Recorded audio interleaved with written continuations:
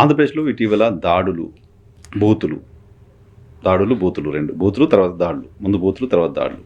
మాజీ మంత్రుల ఇళ్లపైన దాడులు చేయడాన్ని ఏ రకంగా చూస్తారు? అంబటి రాంబాబు గారి ఇంటిపైన కావచ్చు, జోగి రమేష్ గారి ఇంటిపైన కావచ్చు, కరుణాకర్ రెడ్డి గారి ఇంటిపైన కావచ్చు. ఇది యాక్చువల్గా ఇప్పుడిప్పుడు ఇది లడ్డూ వ్యవహారంతో ఇది ముందుకు వచ్చింది కాబట్టి చెప్తాను.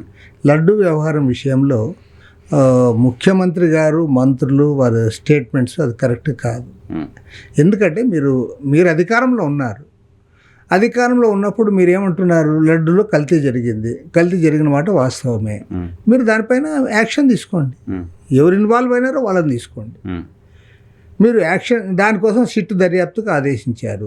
ఆ రిపోర్ట్ తెప్పించుకొని దానిపైన యాక్షన్ తీసుకొని పలానాది జరిగింది, పలానా యాక్షన్ తీసుకున్నామని సంబంధిత మంత్రి, సంబంధిత అధికారు వారు అనౌన్స్ చేయాలి. అసలు ముఖ్యమంత్రి గారు క్యాబినెట్ మీటింగ్లోన నేనొక్కడే మాట్లాడాలా, మీరందరూ మాట్లాడండి అంటే మరుసటి రోజు పయ్యావుల కేశవ్ వచ్చి ప్రెస్ మీట్ పెట్టి పయ్యావుల కేశవ్ ఫైనాన్స్ మినిస్టర్. లడ్డుకి తిరుపతికి నీకేం సంబంధం? ఒకవేళ ఏదైనా నిజంగా అంత ఇంపార్టెంట్ అయితే దానికి సంబంధిత మంత్రి రామనారాయణ రెడ్డి గారు ఉన్నారు. ఆయన ఎండోన్మెంట్స్ మినిస్టర్. ఆయన మాట్లాడతాడు, తప్పేం లేదు.